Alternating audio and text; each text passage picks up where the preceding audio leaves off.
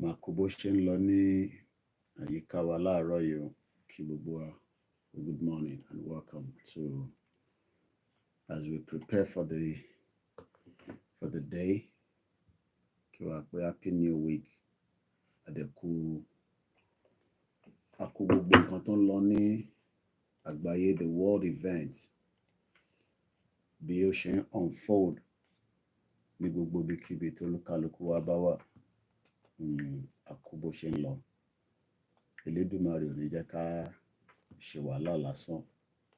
Gbogbo àwọn tó dẹ̀ ní ìran Yorùbá náà kò ní tú nínú wàhálà àti ìdààmú tí àwa náà. World event, ọ̀pọ̀lọpọ̀ kan lọ. I'm just getting ready. We are not on the full broadcast, but I can feel it, prepare fún the day ahead. Kó tó di pé a máa wọnú agbami ètò lọ properly later.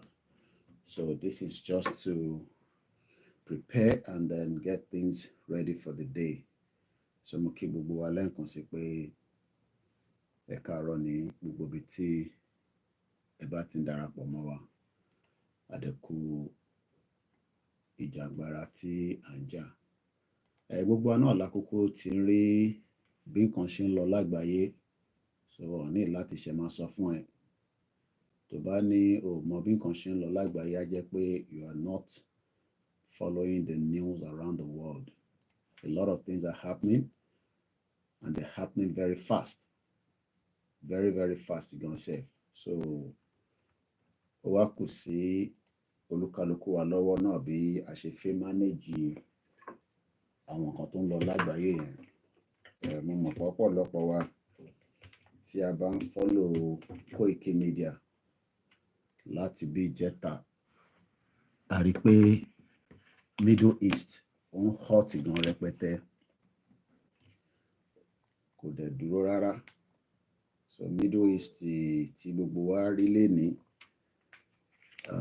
depending on the narrative tí ẹ bá ń gbọ́ níta, olúkálùkù wọn náà ló ní different narrative. So but in tí mo mọ̀ ni pé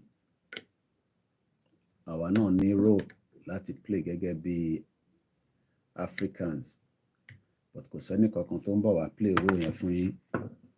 Torí àwọn tí à ń rí náà tí wọ́n ń gbára wọn sílẹ̀, wọ́n ní láti lọ bẹ́ẹ̀ kankan ju pé wọ́n ń gbìyànjú náà ni. So I'm just getting ready for the day because I need important guest tó ń bọ̀ lórí Star Radio. So I'm getting ready way ahead kó tó di pé àlejò wa máa dé. A ní chief of staff àwọn Biafra tó ń bọ̀ wá bá wa sọ̀rọ̀ later. The world event, òun ni mo kàn fi gbẹ́nu lé lórí. Later tá bá ti lọ lórí Star Radio, a ní stream lórí Koikimedia, orí YouTube channel wa backup láti máa stream. So tó bá di 11 o'clock, ní rí signal lórí Koikimedia. We're testing few things out. So ọ̀pọ̀lọpọ̀ ibi tá bá ní kẹ́ jókòó sí náà lẹ máa ń jókòó. Ẹ fi move around. Tá bá ní kẹ́ lọ síbì kan, ẹ fi lọ síbẹ̀. So we're gonna change things around later on this morning. World event in tó ń lọ lágbàáyé. World event in tó ń lọ lágbàáyé. A lot of things ló ń lọ lágbàáyé. Bó bá wùn ẹ́ kò follow tó ń lọ lágbàáyé, bó bá wùn ẹ́ kò má follow, kò ṣe problem tèmi, problem tí yín nìyẹn. Because at the end of the day, àwa ń ṣèwọ̀n bá ta lè ṣe lórí platform wa with the little resources ta ní. Owó ló fi ń ṣe media. Media kì í ṣọ̀fẹ́. So bí wọ́n bá dẹ̀ fẹ́ nǹkan tó dùn, èèyàn máa invest in it. So a dúpẹ́ fún àwọn onílẹ̀. World event is unfolding. And they are unfolding very fast.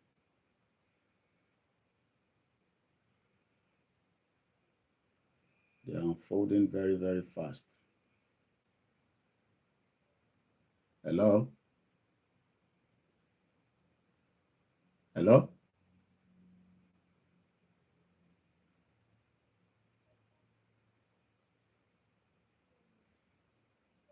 Hello.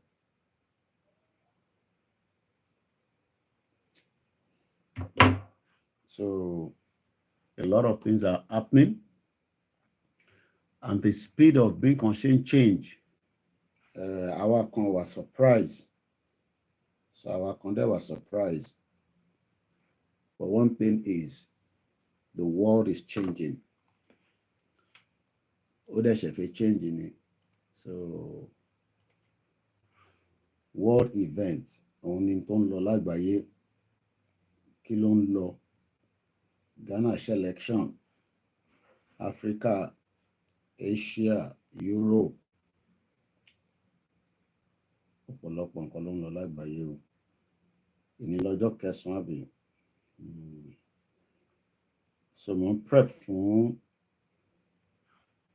àwọn chief of staff àwọn Biafra tó ń bọ̀ lórí Star Radio. Ó ń bọ̀ later ní 11 o'clock. Bá àkókò jáde náà, ilé ayé ò tán. Bàbá jáde, bá jáde, at least nǹkan important ni pé àwa máa ṣe wọn bá tá bá lè máa ṣe lọ. Gbogbo ọmọ Yorùbá tí ó náwọn tí ṣetán pé kí wọ́n jẹ́ kí òmìnira dé, ká jẹ́ pé àwa tí a fẹ́ òmìnira ká lọ gbéra sílẹ̀ fún ọdún méjì, ká lọ prepare for 2 years láti lè make sure pé we stop Nigeria. 2 years ní ká lọ prepare fún. So péyàn kan ní ẹ lọ declare, ẹ lọ ṣe gbogbo yẹn ò lè kó, it doesn't work like that. 14 years ni wọ́n fi jà tó fi lé Assad lọ. 14 years. Ẹ̀yin ò fi jà, ẹ fẹ́ náwó, ẹ fẹ́ market Yorùbá nation.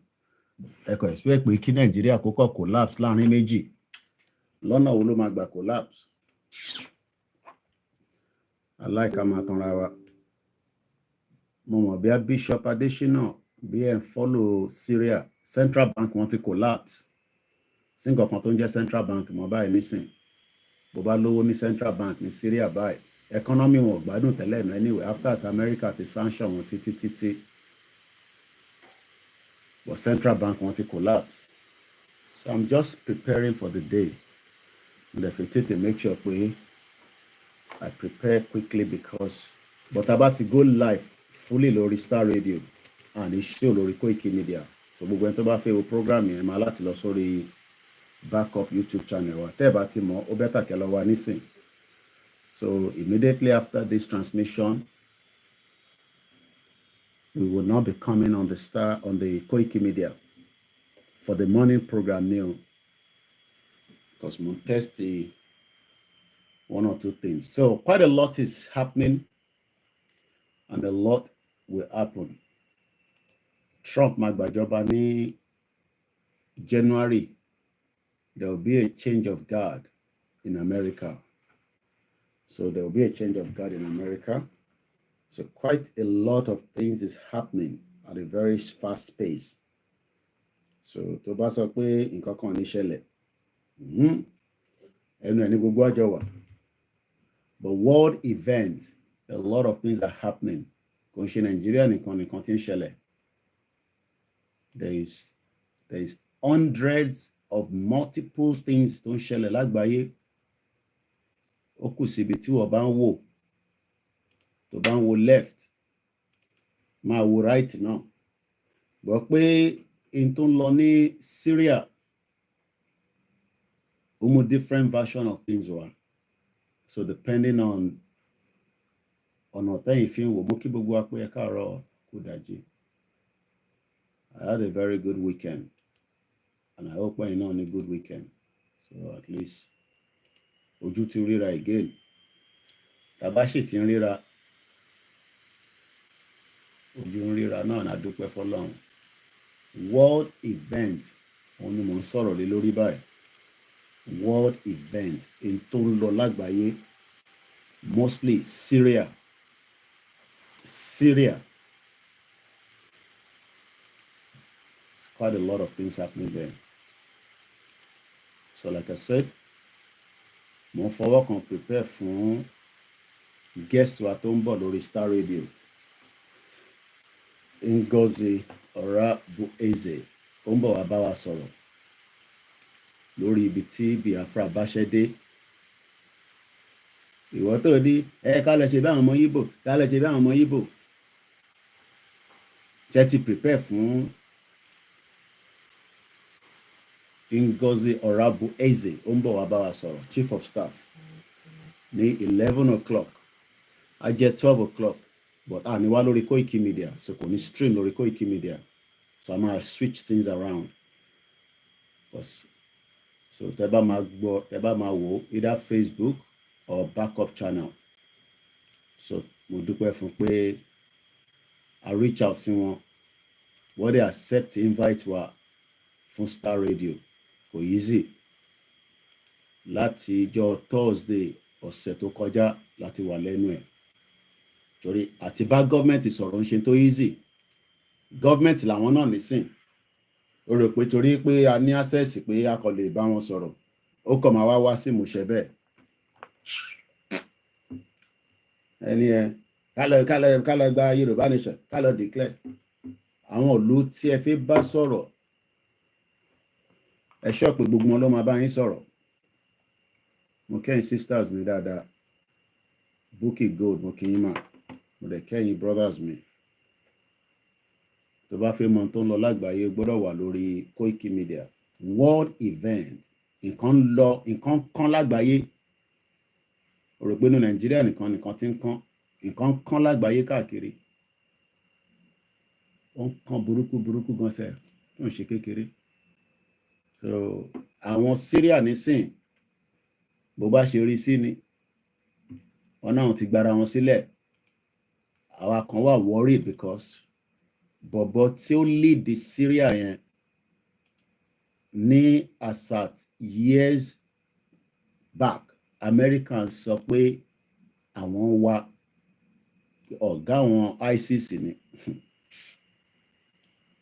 Mo ń ka David Odoyin náà láàárọ̀ yìí, ó ní kí Yorùbá àwọn Áfíríkà ká lọ máa múra sílẹ̀ for more terrorists tó ń bọ̀ ní axis wa. So tó bá ní kò kún ẹ náà nìyẹn. Tó bá dẹ̀ sọ pé ó kún ẹ náà nìyẹn. Ọ̀rọ̀ tó ń bọ̀, everybody ló máa jẹ breakfast. Gbogbo náà làkúkú ní family nílé. Ẹ̀yin tẹ́ bá sọ pé kò kàn yín náà nìyẹn. Ẹ̀yin tẹ́ bá dẹ̀ sọ pé ó kàn yín náà nìyẹn. So tí wà ní full program, mo kàn prep sílẹ̀ while I'm prepping, cause camera bíbá ni mo fẹ́ fi stream. So mo prepare the Chief of Staff of the United States of Biafra, ìyá wa Ngozi Orabueze, DNP, FNP, PMHNP.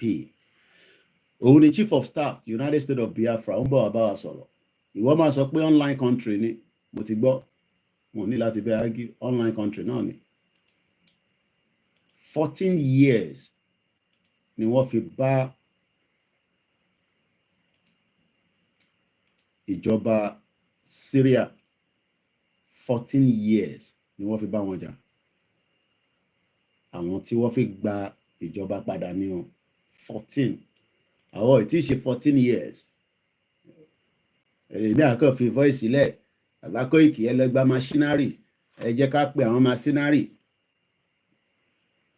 Mo mélòó lẹ ní lọ́wọ́ tẹ́ fi lọ gba machinery. Ẹlòmíì ò tẹ̀ mọ̀ bí nǹkan ṣe operate. Awareness ni kẹ́ lọ máa create fọdún méjì, so that by 2027 àwọn èèyàn wa ti gbọ́rọ̀ Yorùbá nation dáadáa. Ilé mọ̀ tẹ́ fi ṣe.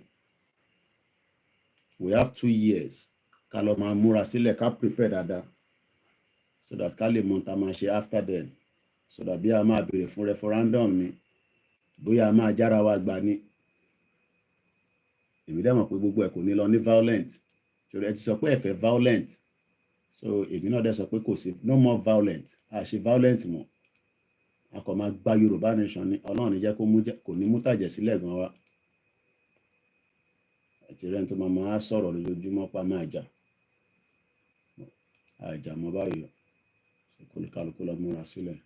So orí WD76 media lẹ ti máa gbọ́ ọ̀rọ̀ tí ìyá wa Ngozi Orabueze máa bá wa sọ láàárọ̀ yìí kò ní wá lórí Koikimedia.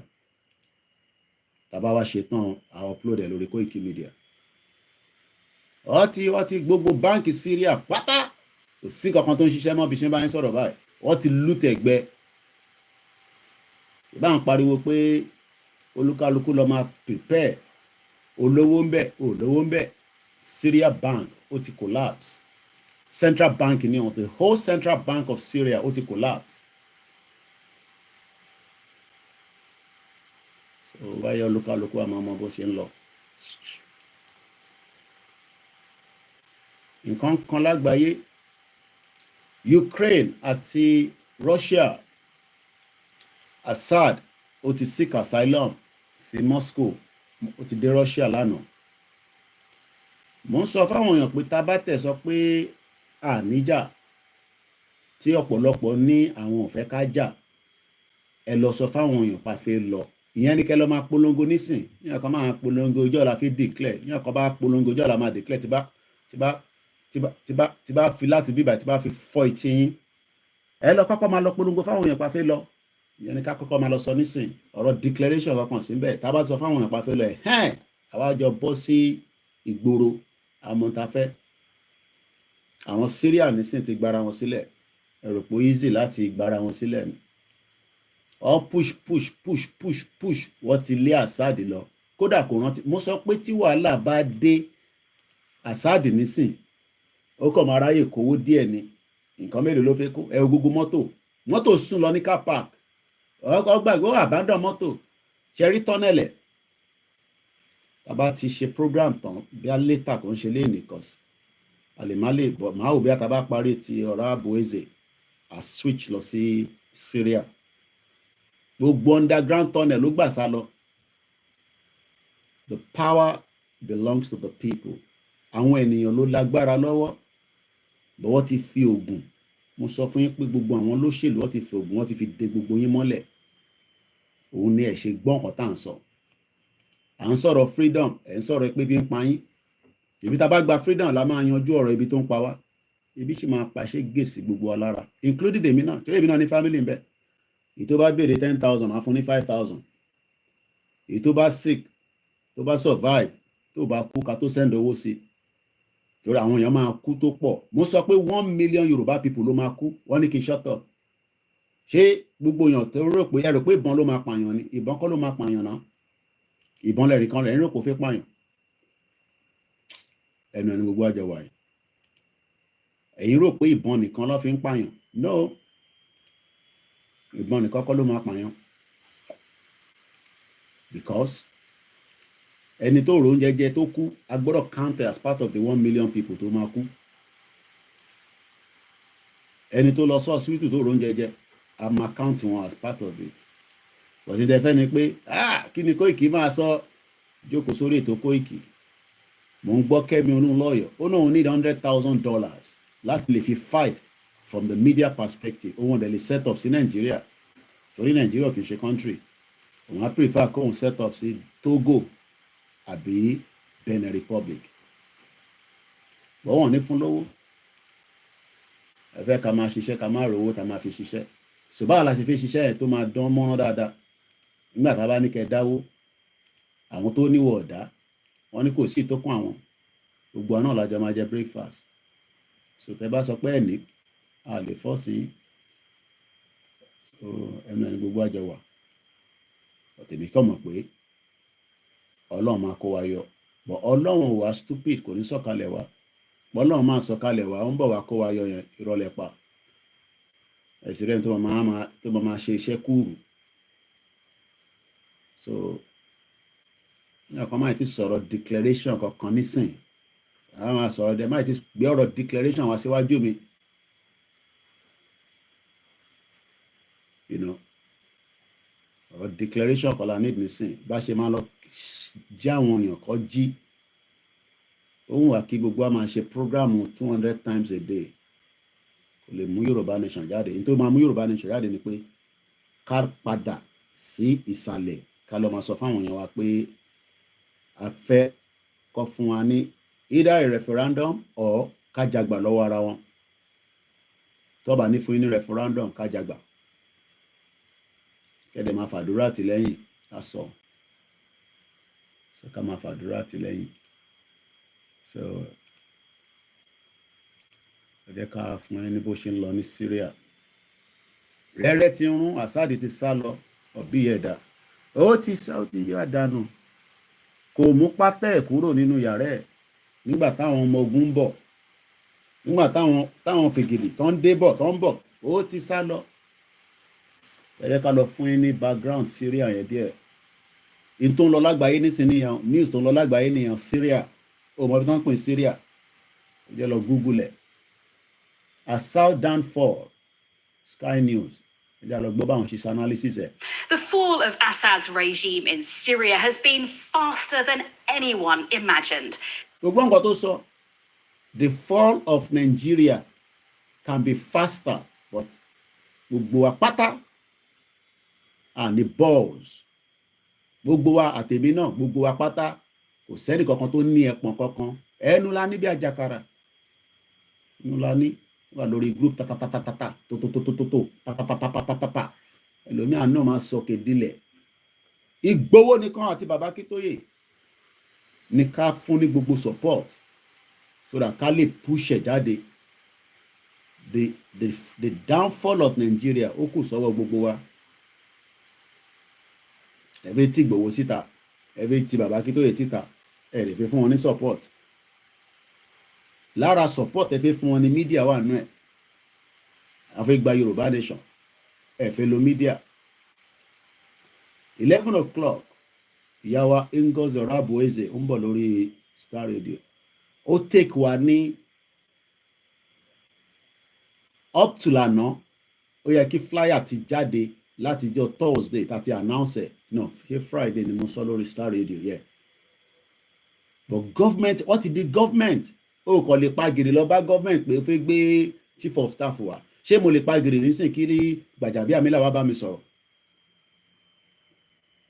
nǹkan pè ní government yẹn government is very important so but mo dúpẹ́ pé wọ́n accept invite wa pé àwọn bọ́ọ̀bù bá wa sọ̀rọ̀ ìyẹn Ngozi Orabueze kí àwọn kan má dẹ̀ bá mi sọ̀rọ̀ ẹ má bá Biafra ṣe ara ń kan mí gan mo fi gbọ́ gbogbo àwọn nonsense talk yẹn kí wọn kan má bá mi sọ̀rọ̀ ẹ má bá Biafra ṣe ẹ fi Biafra sílẹ̀ àtàgbàlagbà tọmọdé ìpè ni máa fún gbogbo yín pátá kẹ́ni kankan má bá ní tó bá máa jẹ́ kí Nàìjíríà fọ́ ni ká tètè máa support kí wọn kan máa sọ fún mi pé ẹ Biafra tẹ̀ ń tẹ́lẹ̀ yẹn àtìmọ́ra rí tẹ́lẹ̀ ìpè ni máa fún ẹ o ti fún mi lówó tẹ́lẹ̀ rí máa fún ilé pè ní kólúkálukú ẹ̀yìn tẹ́ bá fẹ́ bá Biafra ṣe ẹ lọ sọ platform because aláwọn ọmọ mídíà wa tó ń tako Biafra ẹ lọ bá wọn níbẹ̀ bọ̀ lórí platform kí ọkàn máa sọ fún mi pé ẹ má bá Biafra kankan ṣe àwọn tó ẹ̀yin tó ti mọ̀ bí ẹ fẹ́ gba Yorùbá nation èèyàn méjì fẹ́ lọ nínú àwa mẹ́ta ẹni ká má bá wọn ṣe wọ́n tako Awólọ́wọ̀ rí gbogbo yẹn èmi ò sí níbẹ̀ nígbà yẹn wọ́n ti bí bàbá mi nígbà yẹn wọ́n ti bí mi nígbà yẹn sorry so gbogbo ìjà tó jà yẹn kò sí tó kàn mí yẹn kan máa bá mi sọ yẹn lórí platform mi o tí bá rí comment kankan náà pé yẹn kan tó máa block it straight away ni ọmọ Yorùbá tó bá tako Biafra lórí platform máa block it straight away ni ẹ lọ máa wo ọmọ Lúkà máa wà against wọn ta ló tún wà ń bẹ ẹ lọ wo Yèyé Dára ẹ lọ wo Yorùbá Wuyì ẹ lọ wo Lady K ẹ lọ wo àwọn tó kù àwa tá bá kù níbí ìbàyẹn náà lájọ máa wòra wa but èmi àti Biafra àjọ máa lẹ̀pa bí ṣúgà ni ẹ fẹ́ gba Yorùbá nation báàlẹ̀ ẹ fẹ́ gba Yorùbá nation ẹ fẹ́ gba Yorùbá nation ń tako Biafra ẹni wọ́n fi gbalẹ̀ yín ẹ tí gbalẹ̀ kúrò lọ́wọ́ Tinubu tó ti tà fún àwọn Ṣàgórè stupid people all over the place ẹ ká padà sórí Sky News rẹ. The fall of Assad's regime in Syria has been faster than anyone imagined. Here's how it happened. Well, until just over a week ago, this was the division of control. The rebels, led by the Islamist group Hayat Tahrir al-Sham, or HTS, they're in green there. Assad's regime forces in red, the Kurdish-led troops and Turkish-aligned groups at the top in purple and yellow. Now, the rebels began their offensive from the northern province of Idlib, which for years had been the last anti-regime stronghold in Syria. At the end of last month, they moved east into Aleppo, Syria's second city. In just 3 days, they'd taken control here. They took over the historic city centre, the first major assault here since 2016. Now, heading south, the rebels on Thursday pushed into the city of Hama, capturing smaller towns along the way. They toppled statues, including this one of Assad's late father, and they also liberated political prisoners.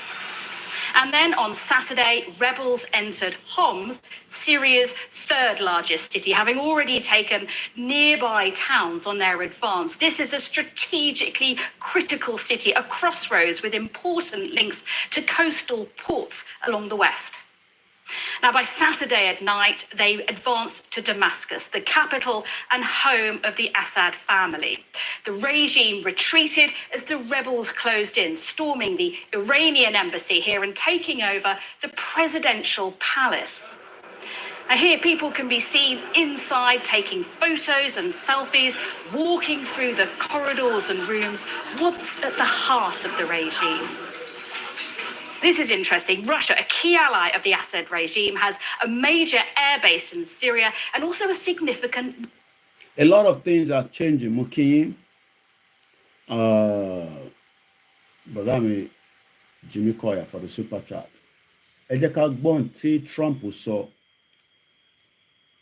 Bí Trump ó ní kò sí tó kàn wọ́n pẹ̀lú gbogbo bó ṣe ń lọ ní Syria.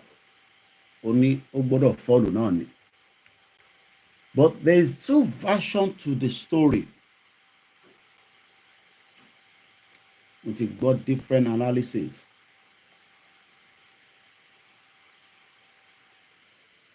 Different analysis. Trump saw. I don't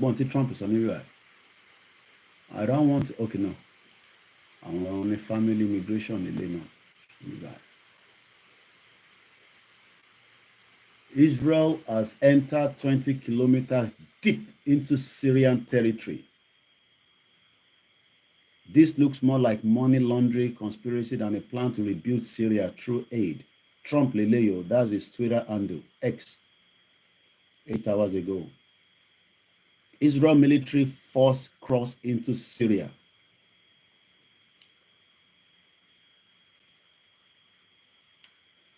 Look. Official Trump page, yeah. No. Trump call Lele. Update Lele.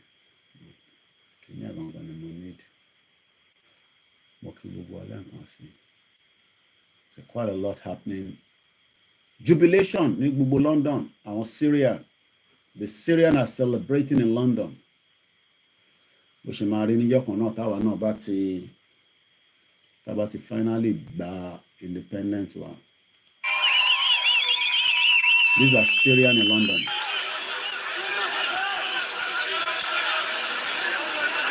All right, let's leave that.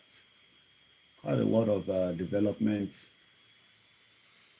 France was busy over the weekend with quite a lot of leaders around the world. Yeah, okay. Trump Congolese, because he has 95.8 million followers. Call out Telewa lórí Twitter. What Telewa? Ẹ má worry, màá dì pẹ̀lẹ́ tó ń bi mí ní ìbéèrè òṣìṣẹ́ lórí YouTube. Ẹ má bá sọ̀rọ̀, máa yọ kúrò nísìn. Mo ti rí nǹkan tó ń kọ síbẹ̀. Ọmọ àlè. One bastard lórí burúkú. Má dá lóhùn ọmọ Bọ́lájí ṣàfisílẹ̀. Èyí tó máa sọ ọmọ ló ti sọ yẹn ti yọ wèrè ẹ̀dá mi. Olóṣì. Lórí burúkú bomb bastard. Ẹ jẹ́ ká gbọ́n tí Trump sọ jàre. Ó sọ nǹkan kan ní àná kan ní ó sọ̀rọ̀ nípa tó ń lọ ní.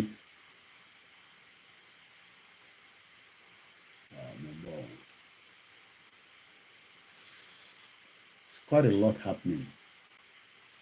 àmọ́ agenda àwọn globalist yìí gan. Okay, Trump lélẹ̀ ní France ní December 8 ìyẹn níjọ́ ó wà ní ẹ̀mọ̀kọ́ ti ṣí Notre Dame Cathedral tó jó ní 5 years ago wọ́n ti parí ẹ̀. So gbogbo world leader ló wà ń bẹ̀ ní ìjẹta kọ́ ni Trump náà wà ń bẹ̀ bàgbàlagbà.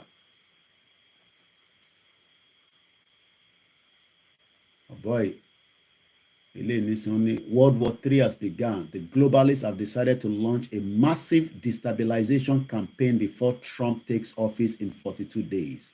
Japanese attack. Now, that doesn't let the Japanese off the hook for what they did. The point is that...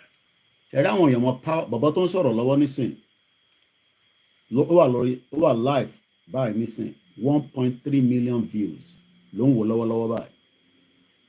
Alex Jones lórúkọ ẹ̀, top guy on X with about 3.4 million followers. Program tó ń ṣe lọ́wọ́ báyìí nísìn tó ń stream 1.3 million views. The power of the media, because the West are finding all kind of ti website yẹn tí ṣiṣẹ́ àfi homeland account nìkan ló ń ṣiṣẹ́. Kagbọ́n tó ń san díẹ̀ mú bọ̀. Probably have the chancellorship and the whole government soon. So their answer there is just to outlaw the party, because Germans don't want nuclear war and don't want communism and don't want leftist DEI, and they're trying to reject it. So we've got all of that going on. But I got to tell you, Scott Bennett was super accurate in all this. And I remember, we got to find the clip months and months ago, he was on predicting they'd use Romania. I remember that as a trigger, just part of NATO, and now that's happened. And the head of RT said Scott Bennett could have been killed for telling the truth. Yeah, I saw him I saw him like 2 days after Trump got shot. And he was fine, and then he just came back from Ukraine and dropped dead. So, one of those 24-hour cancers. So we need to find those clips of him talking about that. You definitely find articles where he wrote about it. That'll be easier to do. But it's obviously a big deal. Okay, let's talk about why the globalists are so upset. If you wanted Trump to deliver, we told you from behind the scenes, we broke it 3 weeks ago, that Trump was having shadow detente, trying to tell Zelensky, I'm going to probably be able to cut the funding through the Speaker of the House to you on the next big tranche of money you want if you don't back off. And if you don't agree to a ceasefire and let's make a peace deal. And then Trump met with Zelensky yesterday in Paris at the Notre Dame reopening, and it came out, mainstream news showed the headline earlier, no, not doing a peace deal. And NATO's not doing a peace deal. We don't care if you cut the money off, we're going to still continue. And now you see them canceling the election today or yesterday in Romania. Oh, sorry, you're pro-Russia. So, Alex Jones, ó máa ń sọ̀rọ̀ nípa àwọn globalist. Iṣẹ́ tí globalist ń ṣe ni pé kó da gbogbo orí gbogbo wa rú, kó fún wa ní false information. Àwọn kan náà ló máa sọ̀rọ̀ lọ báyìí, àwọn kan náà ló máa sọ̀rọ̀ wá báyìí. So tẹ́ bá ń follow Alex Jones. So he talks about how they want to put chaos in the world. World War III has begun. Ogun World War III àti wà nínú ẹ̀ báyìí. Ẹni tó bá sọ pé àìtí sí inú ogun. Koiki má máa pe tógun o, má máa pe tógun o, ṣé o mọ bógun ṣe ń lọ? Èmi òrógun rí. Àfi tá à ń rí ní Ukraine, tá à ń rí ní gbogbo ibi tó ti ń lọ. The globalists have decided to launch a massive destabilization campaign kí Trump tó wọlé. Massive. So gbogbo tá à ń rí tó ń lọ ní Syria yẹn, iṣẹ́ àwọn globalist ni. Ẹlẹ́nu méje báyìí l'Amẹ́ríkà. Àwọn ló máa lọ báyìí. Àwọn ló tún máa lọ báyìí. Ó dẹ̀ mọ̀ pé bí Trump ṣe ń bọ̀ yẹn, ọ̀pọ̀lọpọ̀ nǹkan fẹ́ change. Wọ́n mọ̀ yẹn dájú. So wọ́n fẹ́ destabilize. Kó tó wọlé, wọ́n fẹ́ destabilize. Ìyẹn ni wọ́n wá ń ṣe ń sọ pé kò sógun, Ọlọ́run já rógun. Ọlọ́run ní kó má sógun. Àwọn tí wọ́n ń ta weapon lágbàáyé, they want to keep selling more weapons. Ibi tí America ti ń jẹun nìyẹn, máa ta weapon. The more weapon they sell, the more the world will be destabilized. Látàná, I've listened to different angle lórí ọ̀rọ̀ escalation tó ń lọ yẹn. Àwọn professor, àwọn ọ̀jọ̀gbọ́n,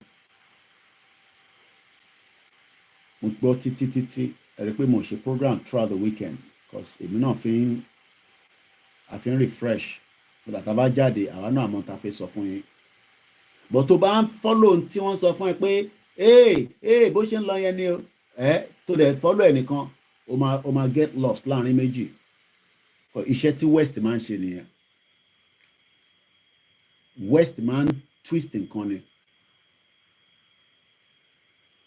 Wọ́n máa ń twist ẹ̀. Assad ti wà ní Moscow, wọ́n ti fún ní refugee, so ibẹ̀ ló wà nísìn. Bí táwa ṣe ń ja ìjà ìsìn nílé, àgbáyé ń destabilize wa with a lot of other areas. Ẹ̀sìn nìkan kọ́ ló fi ń destabilize ayé. There are a lot of things that they are using. Mo ń gbọ́ Tucker Carlson. This current White House is being run by Satan, not human being. Ó ní àwọn tí wọ́n ń run ní White House lọ́wọ́lọ́wọ́ báyìí satanic ni wọ́n. Èmi kọ́ mo sọ, Tucker Carlson, ó bá tí mẹ́ni tó ń jẹ́ bẹ́ẹ̀ lọ Google ẹ̀. Ní 11 o'clock, Chief of Staff, a máa switch gbogbo ilé off o, because a máa lọ lórí software, but ní wá lórí Koikimedia, so ẹni rí live lórí Koikimedia. So in case you want to watch it, ẹ gbọ́dọ̀ lọ wo lórí backup channel. Mo ti wo fídíò yẹn. Only this current White House tó wà nínú ẹ̀bá táwọn àdáìdí gbogbo wọn yẹn. Only is being run by Satan. Satan. Ẹ jẹ́ ká kọ́ gbọ́ díẹ̀ náà. Overwhelming, and I feel like one of my great advantages in life is I, grew up around a fair amount of craziness, and I'm not bothered by it. And I try never to be busy. I hate being busy. I think people who are busy it's a sign of kind of narcissism and disorganization if you complain about being busy. But I feel both busy and a little bit shocked everything that's going on. So I would say I've reached my limit, and I have a very high limit. Well, I want to say congratulations, first of all, that President Trump has selected you as press secretary. I was stunned by that news last week, and I woke up, I said, what the hell? And I immediately knew it was a joke. Not a joke, but I don't know who started the rumor or who made a fake post about it. What was your morning like that morning? Because I texted you, I knew it was a joke right away. I texted you and I just said, this is hilarious. But I'm sure people fell for it, right? Well, I was actually working that morning when it came out, I guess, because by the time I got to my phone, it was just overwhelming. That's the last job you would want. I'm 55. After 33 years in the media, I don't want to sit in a room full of people. Requirement, I think, for leadership. It's it's easy to say or even to believe the right things. But boy, Lolo interview Putin in a few months back. Ben, Mr. Lab, exactly. America is too mouthed. They say they right for democracy, but they cannot protect it in their own nation. But they can rush to Iraq and other places. Carlson is something else. Sherry problem. Thank you so much, Nelson Mark. United States of Biafra. We're having their chief of staff at 1 hour from now. So at exactly almost, this program is just 1 hour. I will end all these and we will start preparing to switch to Star Radio, where we'll be hosting a very important interview. It took us a bit of time, but we were able to, because government,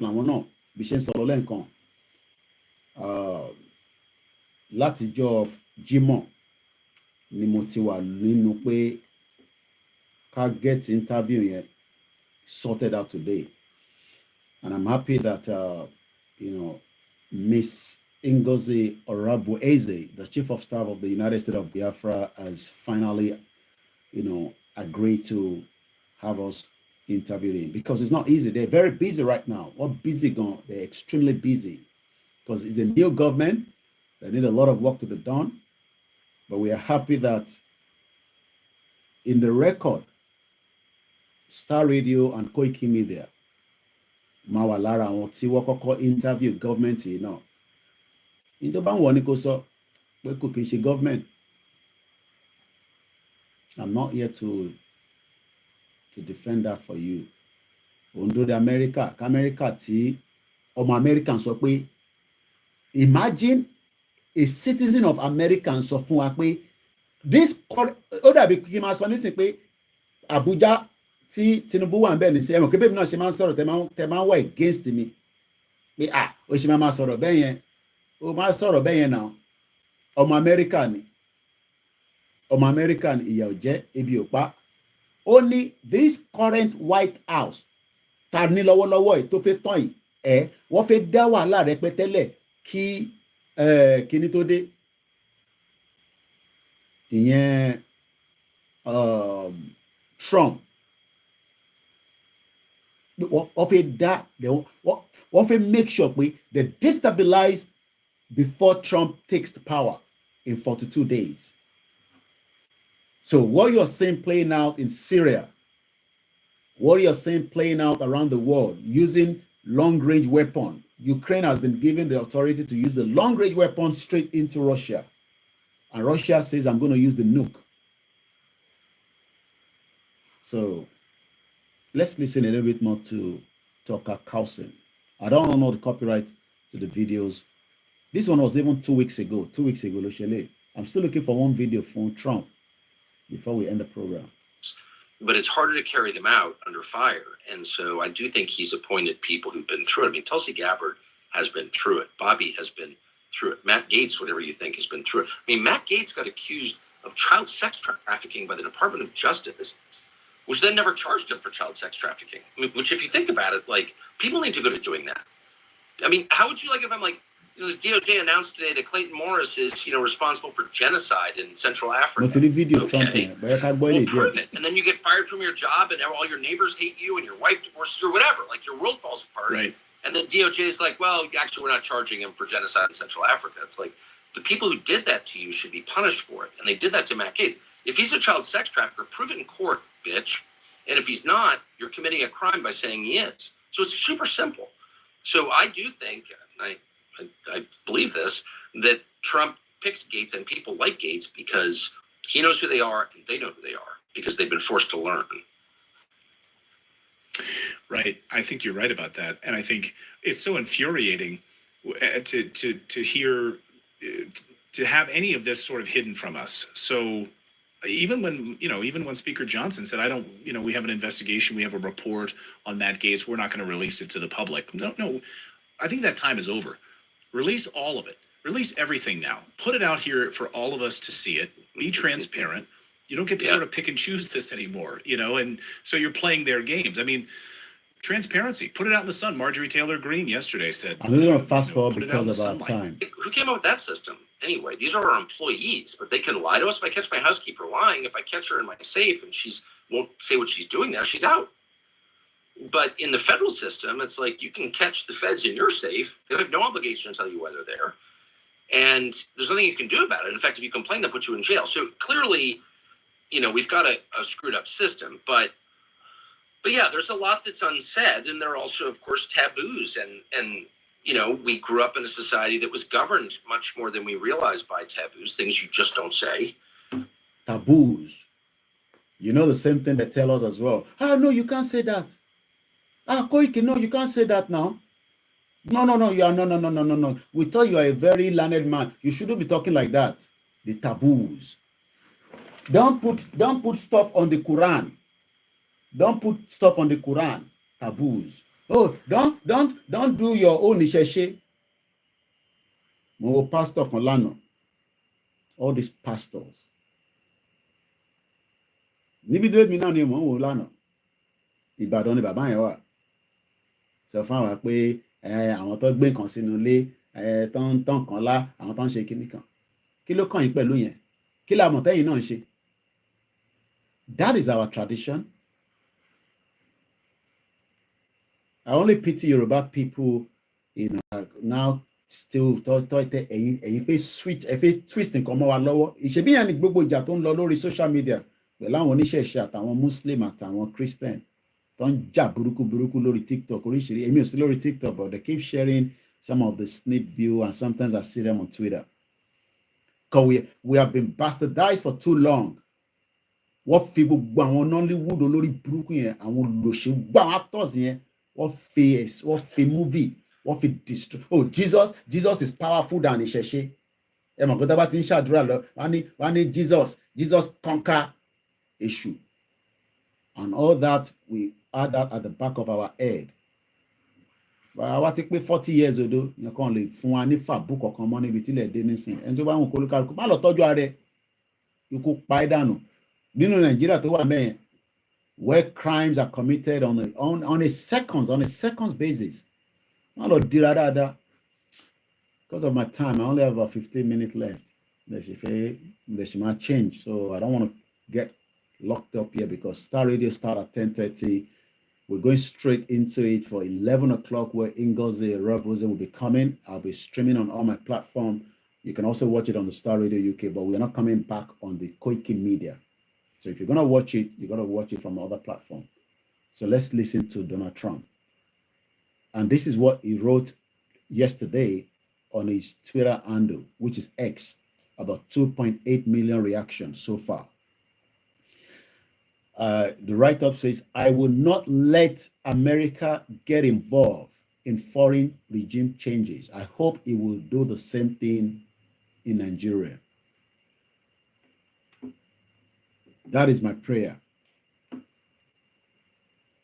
I hope Trump will do exactly what he's saying with the situation in Nigeria when things turn around. But don't come and tell us, oh, Koiki declared this thing. Oh, no, we're not fully prepared for that, okay?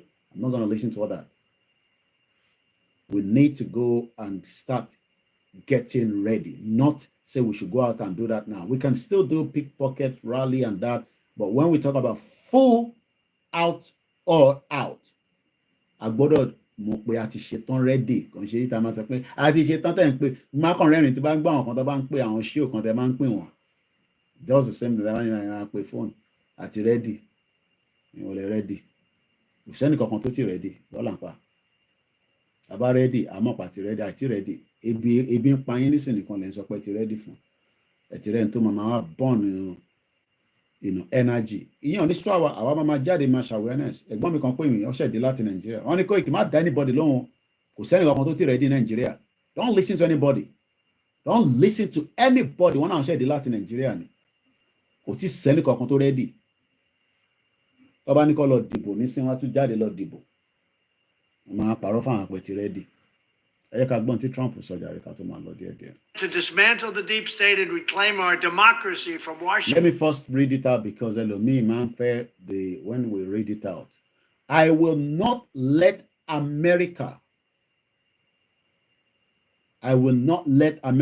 get involved in foreign regime changes like the Bashar Assad conflict in Syria.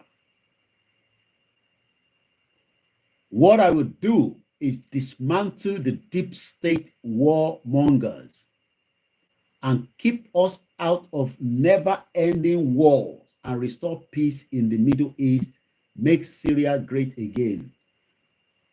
So this is where our Yoruba ní láti tètè think of how we can put the pressure so that kí Trump lè máa rí signal lọ́dọ̀ tiwa kò ń ṣe signal dúpọ̀ ní tìrì pé ẹ lọ gba rédíò United Nations fi satellite. I'm not talking about that. The nonsense talk gbogbo yẹn. In tàn sọ ni pé we do what we need to do and we can only do it if there's simultaneous event to occur between the East and the Southwest. But ẹ bá ṣì ń wá tẹ̀sí sọ pé ẹ má support Biafra o. Tí ready anybody tó bá ń sọ bẹ́ẹ̀ pé ká má support Biafra, you are not ready. It doesn't matter who you are to me, and that's why I remain independent. Mo dẹ̀ mọ̀ pé our two leaders will not say that because mo mọ̀ in out they are not going to say we should not have relations. Yes, they have the right to. Babakito have said it. If it's about faith, we can work with them, we work with them. But when you're speaking, I'm also Biafra, Biafra, many countries in Nigeria are taking our land. One and everybody can see it. But I have 10 minutes and I don't want to spend more than 1 hour because this is not a full program. I can prepare for the main program ahead in the next 1 hour, which is Ngozi Orabu Eze, the only chief of staff of the Biafra. And the topic we have put in front of her, what next after restoration of Biafra? Kilo ku lẹ́yìn. Yoruba máa ní ó kù níbọn ró. Koiki iná ẹ lọ declare. Má gbé yẹn wá síwájú mi nísìn. I post nǹkan lórí Twitter. Ààrẹ ní bá wa lọ retweet. So báwo ni Trump ṣe fẹ́ mọ̀ pé à ń ṣe nǹkan? Ṣé Facebook náà láti máa bára wa sọ̀rọ̀ àti YouTube. So ẹ ká gbọ́n tí Trump fẹ́ sọ bàbá láàyè bàbá àgbàlagbà. Here's my plan to dismantle the deep state and reclaim our democracy from Washington corruption once and for all. And corruption it is. First, I will... Did you hear that? Washington corruption. Washington corruption. There is corruption in Washington. And he needs to Trump needs to dismantle that for the world itself. So it's an opportunity for everybody to push out this time around. Let the Biafra push out. Let us push out as well. But no, I can't push out and all that. And this is why they're scared of Trump. People are scared of him because they don't even know what he wants to do. American come first. Oh, that we can't be paying $100 million, I think, no, 100 billion or whatever to Canada. We can't be putting $300 million to Mexico. All that is going to stop when he becomes the full president in the next 41 days, I guess now. They're pumping millions of dollars around the world and nothing is coming back and their people are suffering. So he wants to, do you know what it means that to dismantle something? Let's dismantle Nigeria now. Koiki, you can't be talking like that too. What do you mean dismantle Nigeria? Who are you to dismantle Nigeria? But Nigeria will dismantle each one of you. Will say you to Nigeria or might dismantle it. So Trump is saying that it is time to dismantle that cabal in Washington, D.C. I got to break it down. I want to let's break it. Here's my plan to dismantle the deep state and reclaim our democracy. Only àníyàn òun ni pé kóun dismantle plan wọn kí democracy lè padà dáadáa. We love Obama. Obama báyé jẹ́ rẹpẹtẹ. Destroy everything. With Libya, Yoruba people wá fi Nigeria sílẹ̀ wá lọ sí Libya. Libya no government. Wọ́n dẹ̀ ń ṣoríire ní Libya. Orí ibi tó dẹ̀ sọ wá sí tó bí gbogbo wá sí àṣoríire níbẹ̀. Ìyẹn dẹ̀ fún wa ní kò fún wa ní second thought. Something is not right. How can you leave your homeland and then go to Libya? I have just 6 minutes left. Ẹni tó lọ sí Libya lè kọ́ bungalow at least sí Nàìjíríà. But ẹni tó wà Nàìjíríà ò lè kọ́ bungalow. Ìyẹn ò jẹ́ kó mọ̀ pé problem wà. Ṣódìgbà tó bá sọ pé kò ń ṣe spiritual, physical ni. People go to Libya and they are able to build a bungalow in Nigeria, and the person within Nigeria no fit build a room, not even a self-contained. Ìyẹn ni wọ́n ṣe wá ń sọ pé n táwa ń ṣe yẹn kò make sense. Ẹnu ẹni gbogbo àjọ wà. From Washington corruption. From Washington corruption. Corruption is all over the place. Ó wà nínú Washington. once and for all. Once and for all. If you don't destroy corruption, corruption will kill every single one of you. Anybody. Corruption is the wicked thing that can be done in human life. And we can see how corruption has taken many people out of when they should be alive. Shut up. Bastard. My children have gone to school now. I don't have to worry that they are not eating. I don't have to worry that they're not getting, warmth in their classroom. I don't have to worry. I don't have to worry about that. You have to worry about your own children. That fucking country, don't go Nigeria. I don't have to worry about my children until I go and pick them up again in the next few hours. Family Nigeria. I don't have to worry. There's a lot of food in the house for me to eat. I don't have to worry. I don't have to worry about my mom. I was with my mom yesterday for a few hours. She get paid every Monday. If I don't give my mom money, I don't have to give her any money because she's more than enough okay. But you have to worry about your parent that doesn't have the means. Bastard people over and you tell me to shut up and come back home to come and do what in that fucking country? Nigeria. When the world is so a big place for me to travel around the world, Nigeria. So you got to start thinking that it's not about us. You will suffer the consequence if you do not allow this country, to go down. Most of you will suffer the consequence. You will suffer the consequence, not me. Because I don't have to worry about my family that are living here. And you must suffer. And you must suffer to you. So if Trump is talking about dismantling a system that has failed Americans, why can't we do the same thing to solve our own problem? Bastard all over the place, telling me to shut up, come back home. Nigeria. Nigeria, the was sweet being. I was watching Inspired, Musolori Ito Ashake TV. Inspired, go and Google it. Inspired is like a team amusement park in South Korea, was built with $4.5 billion. 64 stadium size. Bastard people all over the place telling me to shut up.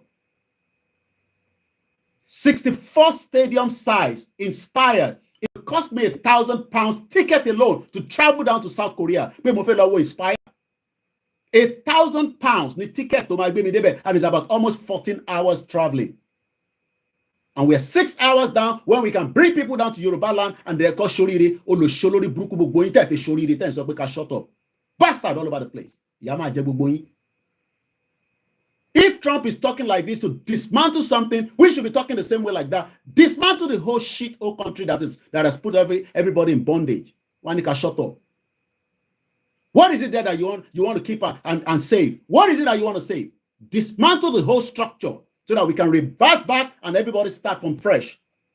And we can hold even myself accountable if nothing is done in the near future. If I commit the crime, let them send me to prison after the system has done its own justice on me. Not that the system is doing something and then many innocent people are moving around in the prison cell while criminals are driving SUV across Nigeria. It's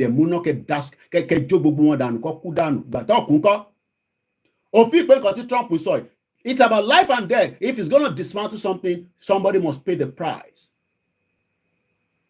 You don't want to pay the price.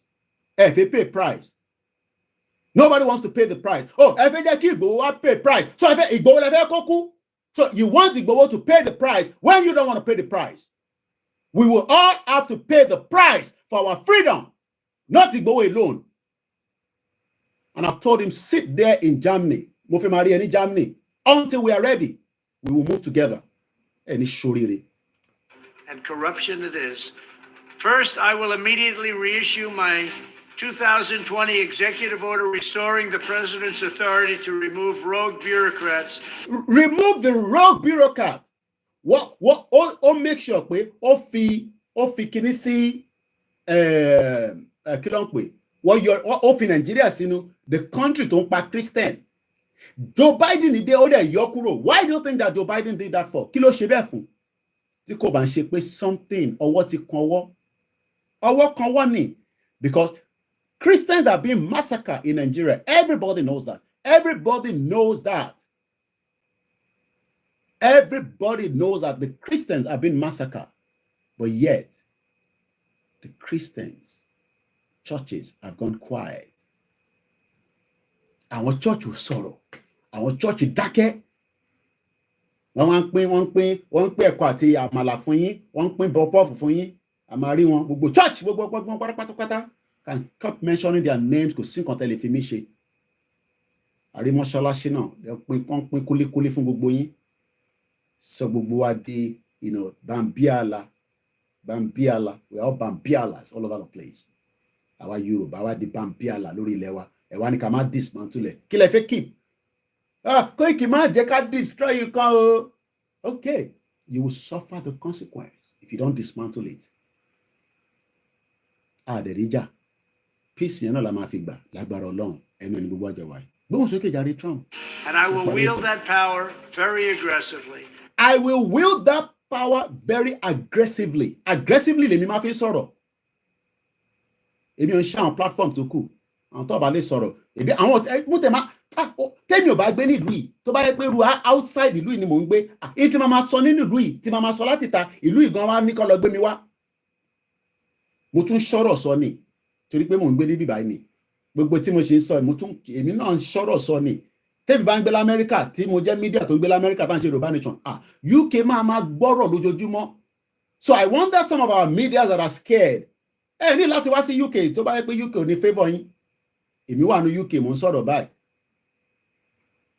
Àwọn kan wà dáwọn ni wọ́n máa sọ̀rọ̀ sọ ká làǹbáàsì gbogbo wọn dànù ká làǹbáàsì wọn. Gbà ó ní kò ní pa gbogbo wa.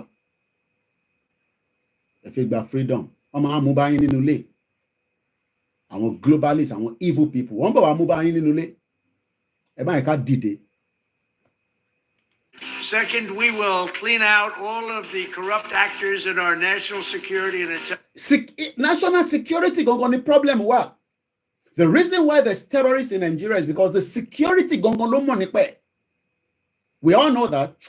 I don't want to waste too much time because and there are plenty of them. The departments and agencies that have been weaponized will be completely overhauled so that faceless agency that has been weaponized. Is that not the same thing happening in Nigeria? How can the military say they can't fight Boko Haram? It's because Boko Haram is the military. So what I expect the military could function. How? What Palagbaja? Let's even agree that Lagbaja wants to work. Let's just put it as he wants to work. Because if he doesn't want to work, they're not going to kill him. If he dances to their tune, Lagbaja will still be alive. Oh, okay, Lagbaja ò ṣe kú before Tinubu kó dódé. Why didn't he die before Tinubu? Kí ló dé tí kò ṣe kú? Why tó jẹ́ pé gbà tí Tinubu dé ni Lagbaja kú? Don't understand. Yoruba people gbogbo wa ń ṣòṣì bí ẹran à ń ṣòṣì òṣì ni gbogbo wa ń ṣe torí àìtí rẹ́dì tábà rẹ́dì ni à dismantle gbogbo structure yẹn lẹ́sẹ̀kẹsẹ̀ àìtí rẹ́dì ẹ má sọ fún pàtí rẹ́dì kí wọn kọ́kọ́ máa sọ fún pàtí rẹ́dì àìtí rẹ́dì mo ti sọ fún olóyè jókòó sí Germany ok máa bá wọn sọ̀rọ̀ lórí TikTok ẹni tó bá fẹ́ gbọ́ ètò bá máa sọ wọn bọ̀ ń lé bolóńbó ilé lówó ló ń bọ̀ ẹ̀yin tẹ̀ wọ́n á lè tí rẹ́dì. Bureaucrats will never again be able to target and persecute conservatives. Bureaucrat, iṣẹ́ tí wọ́n ní pé to make sure that things, because I don't have time. Christians or the left's political enemies, which they're doing now at a level that nobody can believe even possible. Third, we will totally reform FISA courts, which are so corrupt that the judges seemingly do not care when they are lied to. The judges do not care. Ṣé bóun la rí nísìn? Ojú ń dùn ẹ̀ ò gbọ́ pé Afẹ́ Babalọ́lá according to the Gazette torí kò ń ṣe mi mo sọ nísìn pé ó gbé owó lọ bá àwọn judges kan ní Plateau State 30 million lọ fún àwọn judges yẹn that's about $220,000. Èmi kọ́ mo sọ is according to the Gazette newspaper gbogbo ìran rẹ̀ ti kà sókè máa sọ pé Koiki ló sọ Afẹ́ Babalọ́lá kan náà corrupt judges a ní ká dismantle the whole thing ká dislodge it. No àwọn olùsí tó bá ti pẹ̀ election nísìnyí ẹni tó fẹ́ gba gàrí gbogbo wọn á tútù gbàgbéra ṣáwọn yẹn náà ní kíní. In warrant applications. So many judges have seen so many applications that they know were wrong, or at least they must have. So many judges have seen application that is wrong in Nigeria, but yet they let it pass through. Wọ́n ní Nnamdi Kanu kì í ṣe lè lọ gbéyàn wá. No, they do nothing about it. They're lied to. They're lied Fourth, to expose the hoaxes and abuses of power. You must expose the abuses of power. Anywhere that there's an abuse of power, you will expose it. No matter whether it's a Yoruba man. But if we have to expose Tinubu, we're exposing. He's not the only corrupt man that is in Nigeria. There are thousands and thousands of them from different parts of Nigeria. Oh, am I exposing Tinubu or Mawani? That have been tearing our country apart. We will establish a Truth and Reconciliation Commission to declassify and publish all documents on deep state spying, censorship, and corruption. Censorship and corruption. Censorship ni pé into of ejekeri or censor. And there are plenty of them. And there are plenty of them. Fifth, we will launch a major crackdown on government leakers who collude with the fake news to deliberately weave false narratives. Government that are creating fake news. Don't listen to Koiki, na fake news. But to add on TVC, I'm sure you all saw my post. It came on my comment and says Nigeria will not break. I'm sure some of you saw the post. If you didn't see the post, that means, oh, follow me that because I posted it across all my platforms. Because mo fẹ́ kó ní record me. It came on my post. Ó wá sábẹ́ post mi. Ìyẹn bọ̀bọ̀ tó ń ṣe journalist hangout. And tó anchor. Ó sọ fún mi pé Nigeria ò ní break. That is a challenge for me. Ó wá challenge mi nìyẹn pé kájọ máa wò. Ó máa break ò ní break kájọ máa wò. I'll leave it like that. And to subvert our government and our democracy. When possible, we will press criminal charges. Sixth, we will make every Inspector General's office independent and physically separated from the departments they oversee. I'll leave it like that because of my time is 1 hour already. Thank you so much. Let's go and prepare where we will come on later. But Niwalori Koikimedia. So if you're gonna watch it, you're gonna watch it from other platform. My name is OLAYOMI KOIKI. We'll come back on the Instagram, but I gotta shut everything down now because I want that broadcast to be a fresh broadcast and I'm already 20 minutes behind. Thank you so much. Have a very good morning. Bye for now.